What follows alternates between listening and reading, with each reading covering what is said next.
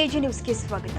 ಕಾಂಗ್ರೆಸ್ನ ಮುಂದಿನ ರಾಜ್ಯಾಧ್ಯಕ್ಷ ನಾನೇ ಎಂಬ ರಾಜಣ್ಣ ಹೇಳಿಕೆಗೆ ಡಿಕೆ ಶಿವಕುಮಾರ್ ಪ್ರತಿಕ್ರಿಯಿಸಿದ್ದು, ಮೀಡಿಯಾ ಮುಂದೆ ರಾಜಕೀಯ ಚರ್ಚೆ ಮಾಡುವುದು ಸೂಕ್ತವಲ್ಲ ಅಂತ ಹೇಳುವ ಮೂಲಕ ಪರೋಕ್ಷವಾಗಿ ಟಾಂಗ್ ಕೊಟ್ಟಿದ್ದಾರೆ.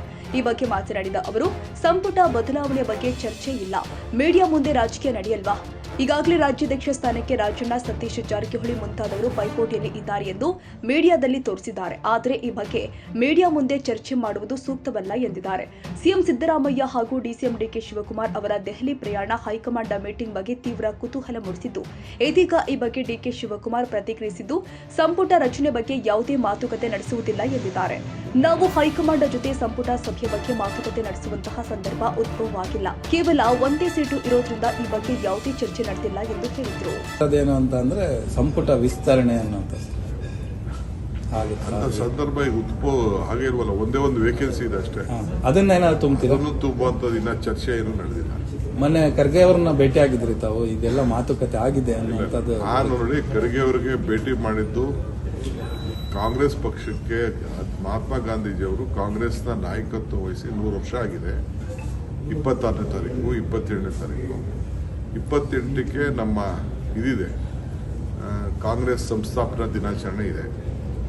ಆ ವಿಚಾರದಲ್ಲಿ ಯಾವ ರೀತಿ ಮಾಡಬೇಕು ಏನು ಅಂತೇಳಿ ಕೆಲವು ಸಲಹೆಗಳನ್ನು ನಾನು ನಮ್ಮ ACC ಜನರಲ್ ಸೆಕ್ರೆಟರಿ ಇಬ್ಬರು ಜೊತೆ ಚರ್ಚೆ ಮಾಡಿದ್ದೆ. ಅದನ್ನು ಹೋಗಿ ಅಧ್ಯಕ್ಷರಿಗೆ ಗಮನಕ್ಕೆ ತಂದೆ. ಅವರು ಅದನ್ನು ನಮ್ಮ ವರ್ಕಿಂಗ್ ಕಮಿಟಿಲೂ ಕೂಡ ಚರ್ಚೆ, ಯಾಕೆಂದರೆ ಸುಮಾರು ಒಂದು 300 ಜನ ನಾಯಕರುಗಳು ಬೆಳಗಾಂ ಬರಬೇಕಾಗ್ತದೆ. ಬೆಳಗಾಮಲ್ಲಿ ಮಾಡೋಣ ಅನ್ನೋದು ನಮ್ಮ ಪ್ರಪೋಸಲ್, ಕರ್ನಾಟಕದ ಪ್ರಪೋಸಲ್. ಅದಕ್ಕೆ ಅವ್ರಿಗೆ ತಿಳಿಸಿದ್ದೀನಿ. ಸೊ ಅವ್ರು ಚರ್ಚೆ ಮಾಡಿ ನನಗೆ ಇವತ್ತು ಫೈನಲ್ ಆಗಿ ಏನು ಎಲ್ಲ ಟೈಮಿಂಗ್ ಏನು ಅಂತ ತಿಳಿಸ್ತಾರೆ. ಎಕ್ಸ್ಟೆಂಡೆಡ್ ವರ್ಕಿಂಗ್ ಕಮಿಟಿ ಅಲ್ಲಿ ಮಾಡಬೇಕು ಅಂತೇಳಿ ಅದೊಂದು ನಾನು CM ಹತ್ರನೇ ಮಾತಾಡಿ CM ಏನೇನು ತಿಳಿಸ್ಬೇಕು ಅಂತ ತಿಳಿಸಿದ್ರು. ನಾನು CM ಇಬ್ಬರು ಮಾತಾಡಿಕೊಂಡೆ ಅಲ್ಲಿ ಡೈಲಿ ನಾಯಕರುಗಳ ಹತ್ರ ತಿಳಿಸಿದ್ದೀವಿ. ಅದು ಇವತ್ತು ವರ್ಕಿಂಗ್ ಕಮಿಟಿ ಇದೆ. ಇವತ್ತು ನಾವಿಬ್ಬರು ಪಾರ್ಟಿಸಿಪೇಟ್ ಮಾಡ್ತಾ ಇದ್ದೀವಿ ಅಂತೇಳಿ ನನ್ನ ಆಹ್ವಾನ ಮಾಡಿದ್ದಾರೆ. ಸೊ ಅಲ್ಲಿ ಮಾತಾಡಾದ್ಮೇಲೆ ನನ್ನ ಫೈನಲ್ ಏನಾಯಿತು ಅಂತ ನಿಮ್ಗೆ ಅನೌನ್ಸ್ ಮಾಡ್ತೀನಿ.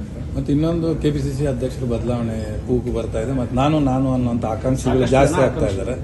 ನಿನ್ನೆ ಕೂಡ ರಾಜಣ್ಣ ಅವರು ನಾನು ಆಕಾಂಕ್ಷಿ ಅಂತ ಹೇಳಿದ್ದಾರೆ.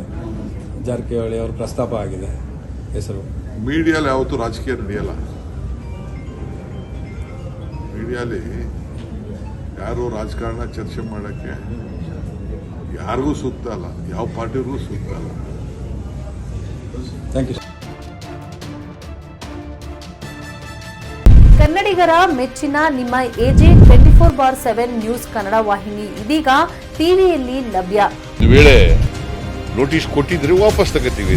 ಇವತ್ತು ವಕ್ಫ್ ಪ್ರಾಪರ್ಟಿ ಅಂತೇಳಿ ಬರ್ತದೆ ಅಂತ ಹೇಳಿದ್ರೆ ರೈತರು ಬೀದಿಗೆ ಬದಲು ಏನ್ ಮಾಡ್ಬೇಕಾಗುತ್ತೆ? ಯಾರು ವೋಟ್ ಹಾಕಿಲ್ಲ ಅಂದ್ರೆ ಗ್ಯಾರಂಟಿನೆಲ್ಲ ಸ್ಟಾಪ್ ಮಾಡ್ಬಿಡ್ತೀವಿ.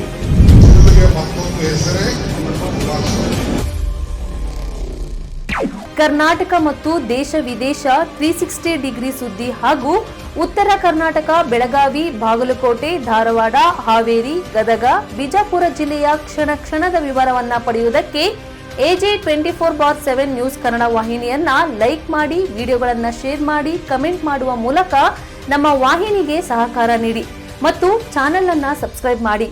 ಧನ್ಯವಾದಗಳು.